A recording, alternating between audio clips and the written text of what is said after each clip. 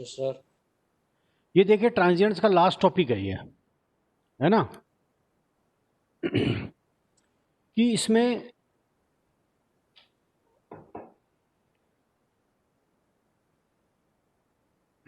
अभी तक हमने जो पढ़ा था ना वो था सारा सारा डीसी ट्रांजिएंट। डीसी ट्रांजिएंट मतलब था कि जो सोर्स लगा रखा था ना वो डीसी सोर्स लगा रखा था। नाउ जो सोर्स इज एसी, तो इससे फर्क नहीं पड़ेगा ज़्यादा, चाहे सोर्स एसी हो चाहे डीसी हो, केवल जो उसका लाप्लास ट्रांसफॉर्म जो लिया जाएगा ना उसके ऊपर फर्क पड़ेगा केवल। कैसे फर्क पड़ता है देखिए, एक बार क्वेश्चन देख लेते हैं। एसी ट्रांजिएंट, तो इसका हेडिंग है अपना, नीचे दिए गए सीरीज आरएलसी, हाँ बोलो हेमंत। कुछ नहीं सर। हाँ, नीचे दिए गए सीरीज आरएलसी सर्किट में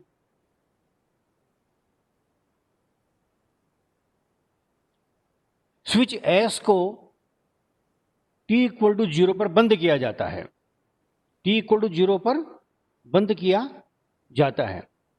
इंडक्टर तथा कैपेसिटर में प्रारंभिक अवस्थाएं शून्य मानते हुए t greater than equal to 0 पर सर्किट में करंट आई टी ज्ञात कीजिए। यह क्वेश्चन है।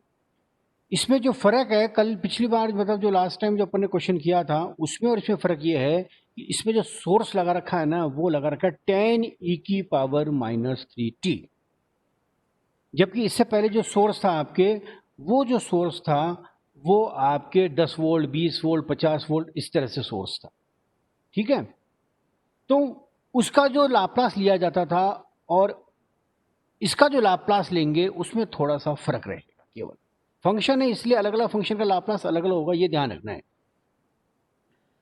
तो अब इसमें माना है इंडक्टर तथा कैपेसिटर में प्रारंभिक अवस्थाएं शून्य हैं।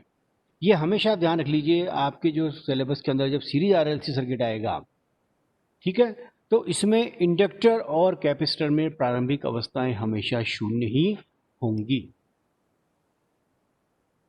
तो देखिए कैसे करें इस क्वेश्चन को। इन दिस क्वेश्चन ये जो सोर्स है ये 10 ई की पावर -3t का सोर्स है। t इक्वल टू 0 पर स्विच को बंद किया जाएगा। 6 ओम रेजिस्टेंस है, 1 हेनरी का इंडक्टर है और 1/8 फेरेड का कैपेसिटर है। आगे देखेंगे ये जो वैल्यूज ली है ना आर एल और सी की, ये इस प्रकार से ली है तो आगे जो फंक्शन बनेगा ना उस फंक्शन के आसानी से टुकड़े किए जा सके।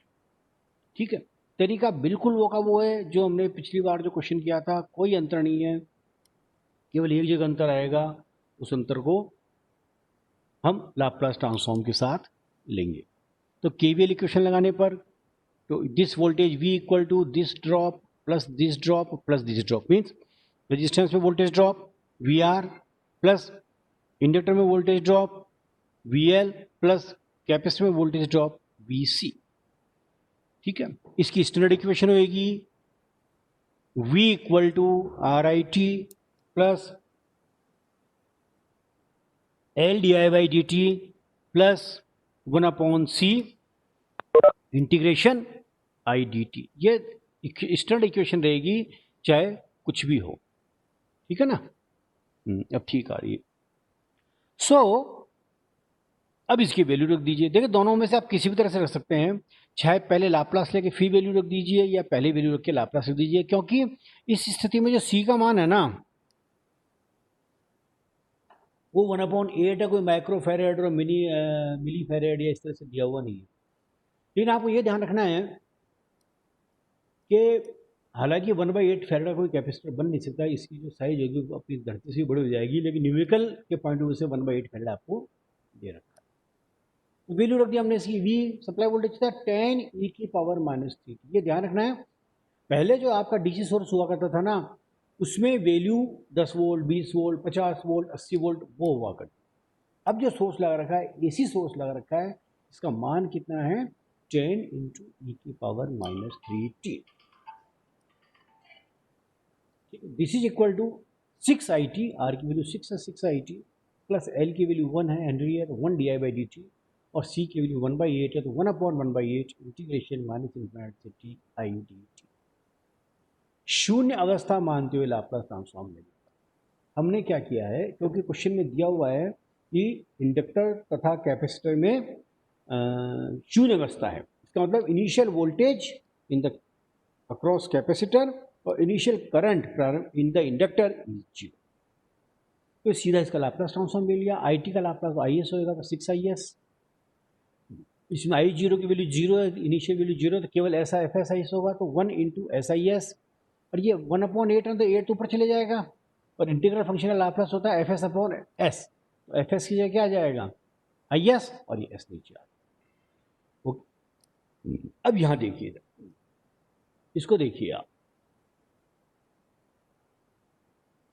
ये सोर्स मेरा 10e⁻³ this is our source, ठीक है।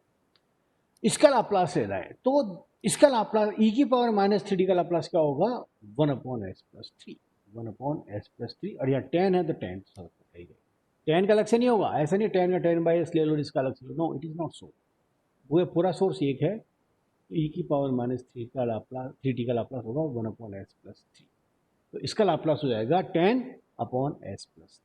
This is the only difference in the AC and DC transients, ठीक है ना। तो अब इसका बिल्कुल सिंपल तरीके से हम इनवर्स लाप्लास लेंगे। पहले फंक्शन को सेट कर लेते हैं, इसमें से आई एस कॉमन ले लिया राइट साइड में से, तो 6 बच गया, यहाँ पे s बच गया, यहाँ पे 8/s बच गया, इसका s एल्शियम ले लिया, तो यहाँ 6s हो गया plus s² plus 8/s, 10/s+3 = ये बच गया। तो आई एस बराबर क्या हो जाएगा, आई एस बराबर क्या होगा, ये s के ऊपर 10 से मल्टीप्लाई हो जाएगा, और ये जो पूरा ब्रैकेट है ये s+3 के साथ आ जाएगा। So this is the value, I S बराबर 10 इंटू एस, ये एस 10 से मल्टीप्लाई हो जाएगा, अपॉन s+3 इधर था ही, और s² प्लस 6s प्लस 8, यह आपके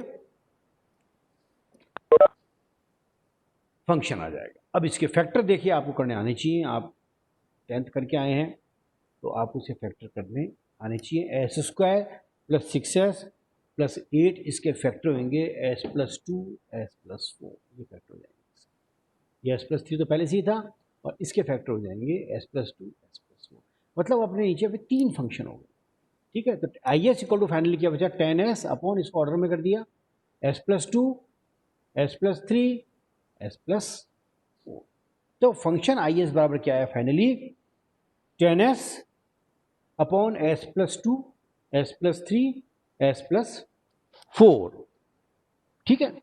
पार्शियल फ्रैक्शन कर लिए, इसके तीनों जो रूट हैं रियल और सिंपल है, नॉन रिपीटेड रूट है, s बराबर -2, s बराबर -3, s बराबर -4, ये 3 रूट हो गए, तीनों जो रूट है वो रियल है, सिंपल है, तो इसका पार्शियल फ्रैक्शन जो हमारा फर्स्ट केस जो मैंने इनवर्स लाप्लास ट्रांसफॉर्म को आपको बताया था उसके हिसाब से ये पार्शियल फ्रैक्शन हो जाएगा, ठीक है। So now a/s+2 plus b/s+3 plus c/s+4, ABC की वैल्यू निकाल लेते हैं, पहले a की वैल्यू निकालेंगे, तो इसको यहाँ से हटा देंगे s+2 को, और रिमेनिंग जो फंक्शन है उसमें कितना रख देंगे, s = -2, तो ये a = 10s upon s+3 s+4, और s बराबर -2 जो रूट है उसका मान रख देंगे इसमें, तो 10 इंटू -2 अपॉन -2 प्लस 3 -2 प्लस 4, तो ये ऊपर तो हो गया -20 हो जाएगा, -20, यहाँ 1 बच जाएगा, और यहाँ प्लस का 2 बच जाएगा, तो फाइनली सिंप्लीफाई करेंगे क्या जाएगा, -10, तो a बराबर कितना आया, -10। इसी प्रकार से b बराबर 10s अपॉन ये b इसके ऊपर है, इसको हटा देंगे, 10s अपॉन s+2 s+4, और s बराबर -3 इसका रूट, तो 10 इंटू -3 अपॉन -3 प्लस 2 -3 प्लस 4, तो -30 हो गए ऊपर, तो यहाँ माइनस का 1 बचा, यहाँ प्लस का 1 बचा, तो माइनस माइनस कैंसिल हो गया, तो b बराबर +30 बच गया।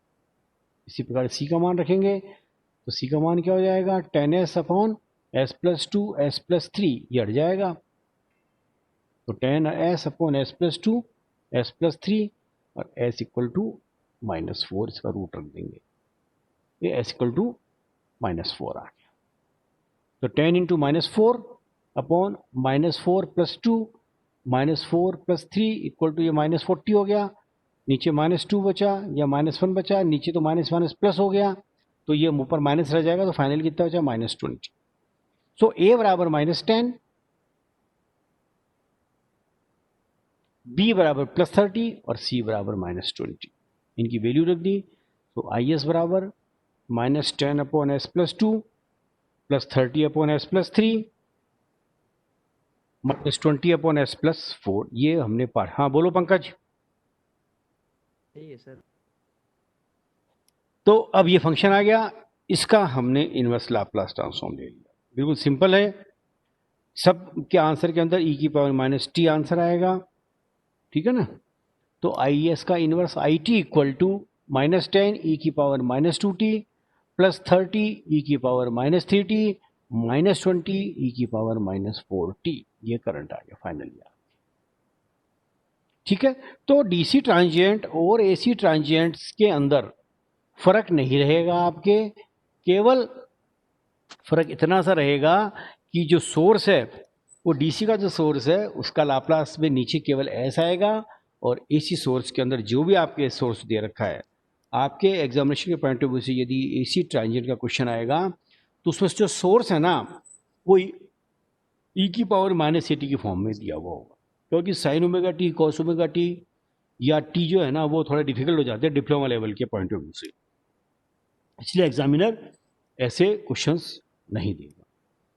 तो आपका जो सोर्स आएगा वो e⁻⁻t फॉर्म में आएगा, तो उसका जो लाप्लास होता है वो 1/s+a होता है। जैसे e⁻³ का कितना, e⁻³ का कितना रहा 1/s+3।